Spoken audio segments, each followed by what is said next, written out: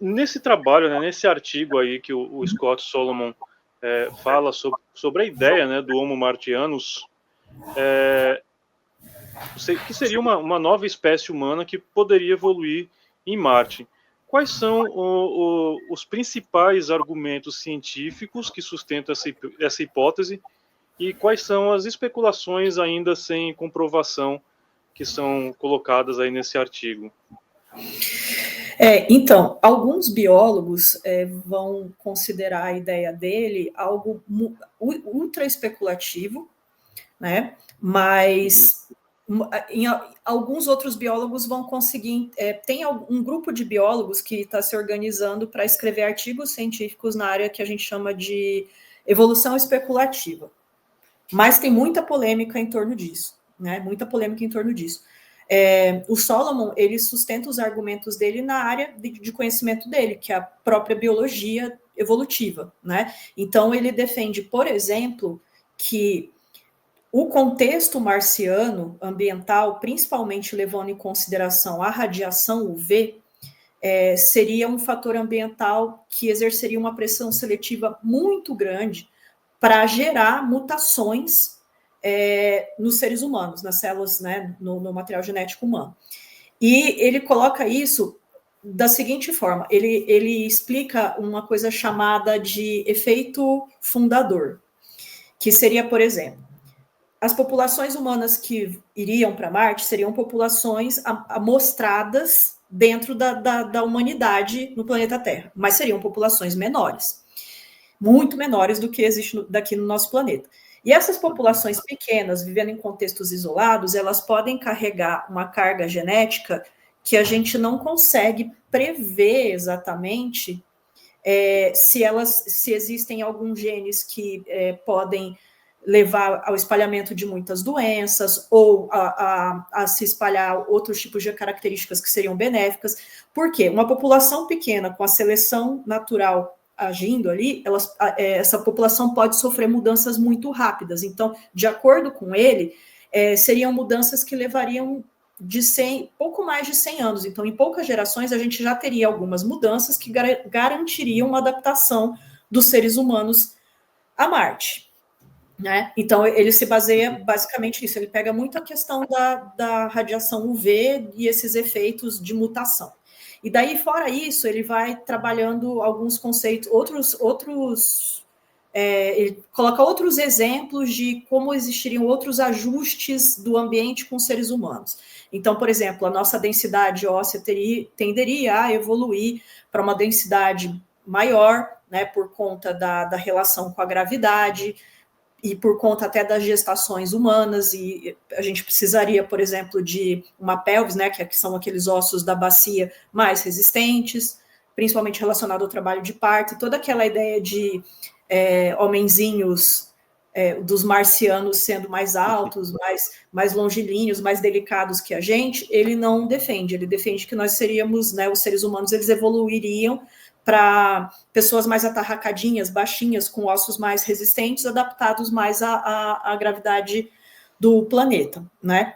Então, daí ele vai colocando principalmente essa parte de como o ambiente vai pressionando, né, vai gerando uma seleção que, com muitos fatores que a gente considera inóspitos e extremos, vão acelerar o processo evolutivo dentro da nossa espécie, dentro de uma população muito pequena. E aí, de acordo com ele não acha tão inacreditável assim que a gente vai evoluindo rapidamente para uma outra espécie, né? Uhum. Só que essa visão dele tem alguns problemas, né? Porque, assim, os seres humanos, eles também têm tecnologia, né? E a tecnologia, ela acaba moldando o nosso comportamento. A gente acabou criando um mecanismo de coevolução com a tecnologia, que depois a gente pode falar um pouco mais. Mas muito dessas bases, né, desses postos permanentes que podem existir na Lua e em Marte, eles podem atenuar todas essas condições e esse processo evolutivo não acontecer assim do jeito que ele está falando, né? Porque a gente é especialista em migrar para condições mais inóspitas possíveis no nosso planeta. Ok, que o nosso planeta tem condições mínimas favoráveis à existência da nossa espécie, mas nós somos especialistas em migrações, em adaptação a contextos, usando a nossa tecnologia. Né? Então, isso pode dar uma amenizada nisso que ele está falando. E tem outros fatores que envolvem a parte cultural, as relações sociais e muitas outras coisas que podem moldar, de fato, a nossa evolução. Né? Então, a gente pode detalhar mais, mas basicamente isso. Tem os pontos fortes dele, que ele defende, baseados na biologia, mas nós não somos apenas biologia. E não é só a biologia que está relacionada à evolução, à expansão da nossa espécie, ultimamente, né? Perfeito. É um exercício muito interessante a gente imaginar que tipo de evolução, né, seria favorecida, né, numa mudança de ambiente como essa, né? Então, imaginando as diferenças ambientais aí entre Terra e Marte, menor gravidade, maior exposição à radiação, como que a gente poderia imaginar que essas diferenças poderiam provocar, né, adaptações evolutivas nos humanos que viessem, né, a colonizar Marte? Bom, é que pela defesa, pelos argumentos do Solomon, é como se, pelo que eu entendi de todas as coisas que eu li a respeito, né, dos textos dele, ele coloca o ser humano em Marte basicamente como o ser humano viveria, são os mesmos enfrentamentos que a gente teve na nossa pré-história. É como se ele estivesse pensando que a gente vai para Marte com um pedaço de pedra na mão, ou uma faca. E aí, nossa, a gente vai ficar exposto aos raios UV, e a gente vai ficar exposto àquela... Mas não, né? Se a gente vamos supor que agora vai ter uma missão super antiética que vai largar alguns seres humanos ali em Marte para ver o que acontece, como um experimento humano. Provavelmente todo mundo vai morrer. Né? Vai ser uma seleção. Todo mundo vai morrer. Vai ser a extinção, né? A seleção foi assim. Tudo começou com largamos seres humanos aqui, eles entraram em extinção em Marte, uma história de migração e extinção, tudo junto, né? Então, a teoria do que ele propõe é boa, é especulativa, mas pensando que a gente tem tecnologia para lidar com isso. E a gente vai atenuar muito desses efeitos, né? Sem tecnologia nenhuma, indo lá assim, com a cara e com a coragem, largado em Marte, todo mundo vai morrer. Não tem como. O processo de seleção natural, ele é algo que depende muito do tamanho da população, depende da variabilidade genética, ou seja, da diversidade genética que essa população tem, depende de alterações ambientais, né? Então, assim, embora Marte tenha todas essas características envolvendo radiação, ar rarefeito, tempestades de poeira, né, a gravidade, 1/3 da gravidade do nosso planeta, etc., ele tem microambientes distintos também. Então, vai depender muito exatamente de onde esse ser humano, essa população experimental iria ficar. Né? Então, são muitas variáveis. E ele olhou basicamente só para a questão da interação do ser humano com o ambiente, sem levar em consideração todos os outros atenuantes que vêm já com a nossa tecnologia, a nossa cultura e várias outras coisas. Olha, a Mariângela de Oliveira Abans, ela faz uma questão que eu fiquei me perguntando na hora também, tá? Se a gravidade de Marte é menor, por que as pessoas seriam mais atarrachadas? Elas não deveriam ser assim, maiores, lógica, né? Maiores, né? mais esguias? Pelo que eu entendo, ele defende que as pessoas deveriam ser... aliás, estou mandando um beijo para a Mariângela, porque ela é uma grande amiga. Que ele defende que os seres humanos deveriam ser mais atarracados. É uma coisa que eu também tive um pouco de dificuldade de entender, e ele não deixou muito claro por quê. Mas aí eu fiquei pensando se não teria a ver com a questão do parto humano. Né?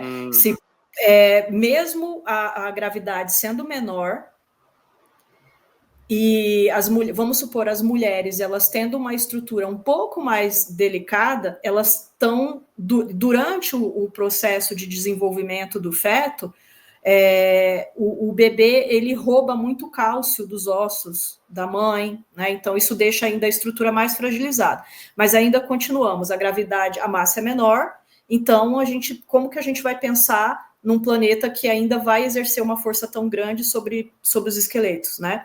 Uhum. Ele deixou um pouco sutil ali que tem a ver com a questão do trabalho do parto. Então, a força da gravidade atua também no trabalho do parto. E dentro desse contexto, ele imaginou que os ossos poderiam quebrar durante o trabalho de parto. Mas eu confesso que eu concordo com a Mariângela sobre essa questão. Realmente faria mais sentido que a gente tivesse um organismo mais leve. Tem até um livro, que é aquele livro super...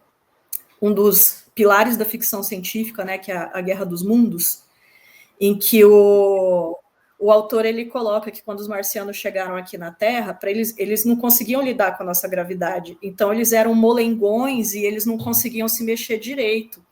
Então, eles ficaram por um bom tempo dentro das cápsulas, só operando os robôs, porque eles não conseguiam lidar com a nossa gravidade, né? E até no filme A Guerra dos Mundos não fica tão claro isso, né? Mas está bem descrita essa parte dessa diferença de gravidade. Eu também imaginaria que a gente devia ter uma estrutura mais delicada em Marte, né? E uma outra piada que o Solomon fez, mas isso aí eu concordei com ele, foi que ele disse que ia ser muito fácil ganhar um jogo de basquete, não ia ter perdedores em jogos de basquete, né, por conta da gravidade. E eu, que sou péssima em esporte, eu podia finalmente conseguir jogar basquete e acertar uma cesta, por conta do efeito da gravidade na bola. Pois é, o Odenei aqui, ele faz um comentário importantíssimo aqui também sobre isso, né, que ele disse: se essa evolução não crescer um rabo na espécie humana, tá valendo. Eu acho que seria um risco se a gravidade fosse maior. Pois é, né? A gente tem uns resquícios estranhos aí. Seria um risco. Pois é verdade.